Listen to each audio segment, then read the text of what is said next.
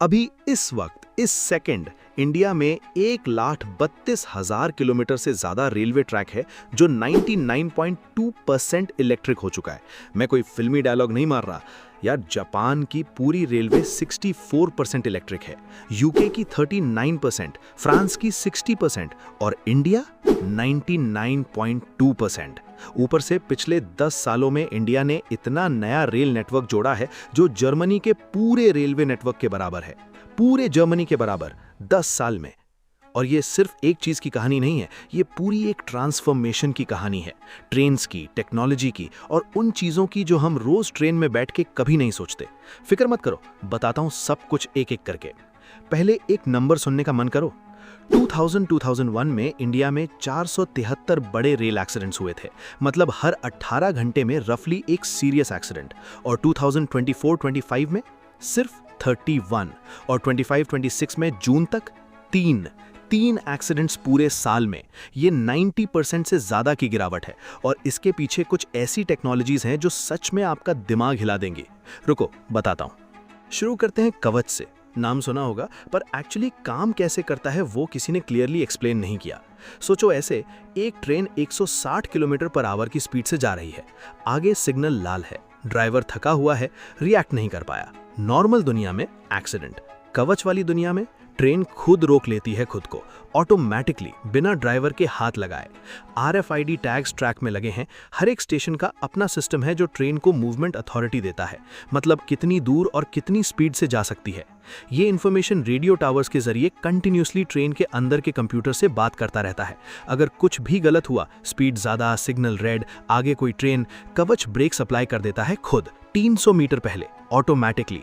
SIL 4 certified, ये दुनिया का हाईएस्ट सेफ्टी स्टैंडर्ड है और दुनिया में सबसे सस्ता 50 लाख रुपए पर kilometre compare to global average of 2 crore पर kilometre.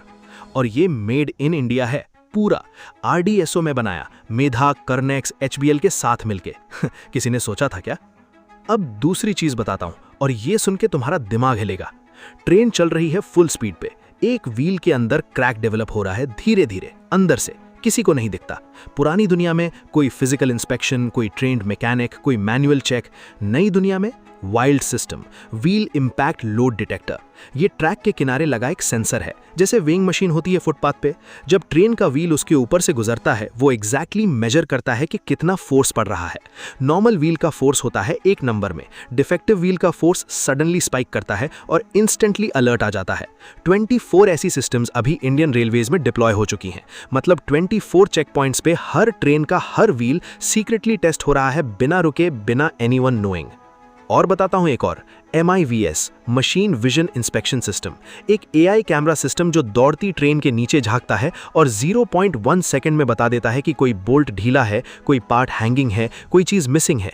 130 kilometre per hour speed में, बिना ट्रेन रोके।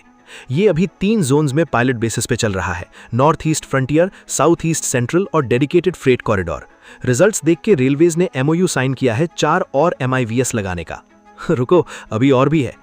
फॉग, इंडिया के नॉर्थ में विंटर्स में फॉग इतना डेंस होता है कि लोको पायलट को 50 मीटर आगे भी नहीं दिखता और train 100 to 130 kilometre per hour से जा रही होती है। इसलिए रेलवेज ने फॉग सेफ्टी डिवाइसेस बनाए हैं। 2014 में सिर्फ 90 थे, आज 25,939 है, लेकिन अभी वो इससे भी आगे जा रहा है। IIT मद्रास के साथ मिलकर रेलवेज ट्राइनेत्र डेवलप कर रहा है, एक सिस्टम जो ऑप्टिकल कैमरा, इंफ्रारेड कैमरा और रेडार या लाइडार तीनों को कंबाइन करता है। मतलब ड्राइवर को एक स्क्रीन मिलती है जो फॉग में भी क्लियरली दिखाता है कि ट्रैक कैसी है, आगे कोई है या नहीं, सिग्नल क्या है। सोचो ऐसे जैसे एक नॉर्मल आदमी को suddenly night vision glasses, thermal vision और रेडार साथ में दे दिया हो, एक साथ, एक स्क्रीन पे। अब बात करते हैं ट्रेन्स की, क्योंकि यहां पे भी रेवोल्यूशन चल रहा है। वंदे भारत अभी 160 kilometre per hour operational speed पर चलता है, लेकिन यार इंडिया के ट्रैक्स में कर्व्स हैं और कर्व में ट्रेन स्लो करनी पड़ती है, वरना पैसेंजर्स को सेंट्रीफ्यूगल फोर्स फील होता है, मतलब वो साइड में पुश होते हैं। टिल्टिंग टेक्नोलॉजी इसका सोल्यूशन है। एग्जैक्टली वैसे काम करता है जैसे मोटरसाइकिल वाला शार्प टर्न में अपना बॉडी टिल्ट करता है इनवर्ड्स। कोच का बॉडी अंदर की तरफ झुक जाता है कर्व में और सेंट्रीफ्यूगल फोर्स पैसेंजर्स को फील ही नहीं होती, स्पीड नहीं गिरानी पड़ती और इसके लिए नया ट्रैक बनाना नहीं पड़ता, एग्जिस्टिंग ट्रैक्स पे ही ये काम करता है। Italy, Switzerland, Japan, Germany 11 countries में ये चल रहा है। अब इंडिया लाने की तैयारी हो रही है Vande Bharat EMU train sets में और target speed 200 kilometre per hour से ज्यादा वही ट्रैक्स पे। और इन नई ट्रेन्स के कोचेस क्या? एल्यूमिनियम, स्टेनलेस स्टील नहीं, एल्यूमिनियम अलॉय, क्योंकि एल्यूमिनियम स्टेनलेस स्टील से 30 to 40% हल्का होता है, मतलब सेम इंजन से ज्यादा स्पीड, कम एनर्जी कंजम्पशन और जर्नी में कम झटके। हर पैसेंजर को 3 पिन सॉकेट USB सॉकेट मिलेगा, 0 discharge toilets, hot shower first AC में, एयरक्राफ्ट जैसा इंटीरियर। यार ये रेलवेज की ट्रेन है सीरियसली। अब बात करते हैं एक ऐसे टॉपिक की जो आपको पर्सनली अफेक्ट करता है, वेटिंग लिस्ट। टिकट बुक करो, वेटिंग लिस्ट 200 नंबर पे। फ्रस्ट्रेटिंग है, लेकिन एक्चुअली क्या हो सकता है इसका solution? Dynamic fair system already railways implement कर रहा है। जैसे फ्लाइट का टिकट होता है, डिमांड के हिसाब से प्राइस एडजस्ट होती है और ट्रेन ज्यादा रन होती है बिजी रूट्स पे। और रेल टेक पॉलिसी 2026 के अंडर स्टार्टअप्स को एग्जैक्टली इन्वाइट किया जा रहा है कि इस प्रॉब्लम के नए सोल्यूशंस लाओ। पोर्टल पे प्रपोजल सबमिट करो, रेलवेज खुद फंडिंग देगी 50-50 बेसिस पे। ग्रांट्स ऑलमोस्ट 4 गुना हो गए हैं प्रोटोटाइप के लिए। और क्राउड का प्रॉब्लम, अभी railway 7000 coaches per year manufacture कर रहा है। सिर्फ कोचेस, एक साल में 7000। डेडिकेटेड पैसेंजर कॉरिडोर्स डिजाइन हो रहे हैं 350 kilometre per hour maximum speed के लिए। अलग फ्रेट कॉरिडोर होगा, अलग पैसेंजर कॉरिडोर, मतलब एक ट्रेन दूसरी ट्रेन का वेट नहीं करेगी। On time running automatically better होगा।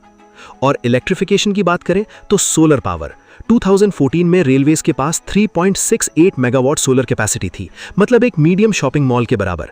आज 898 मेगावाट, 2626 स्टेशंस पे, 264 गुना ग्रोथ 10 सालों में। इसकी 629 मेगावाट डायरेक्टली ट्रेन चलाने में यूज हो रही है, मतलब सनलाइट से ट्रेन चल रही है लिटरली। और 25 स्टेट्स या यूनियन टेरिटरीज में रेलवे इलेक्ट्रिफिकेशन पूरी 100% हो चुकी है। इलेक्ट्रिक ट्रैक्शन डीजल से 70% सस्ता है, 70%। ये सेविंग्स सीधा पैसेंजर्स और ऑपरेशंस में इन्वेस्ट हो रहा है। AI और हाइजीन ये भी आ रहा है। AI एनेबल्ड कैमरास 1874 स्टेशंस पे लगी हैं। Facial recognition, intrusion detection, loitering detection, सब रियल टाइम में। कोच क्लीनिंग और मॉनिटरिंग के लिए भी AI स्टार्टअप्स काम कर रहे हैं। एलिफेंट डिटेक्शन, नॉर्थ ईस्ट में हाथी ट्रैक्स पे आ जाते हैं रात को, AI कैमरास पहले अलर्ट देते हैं ड्राइवर को मिनट्स पहले।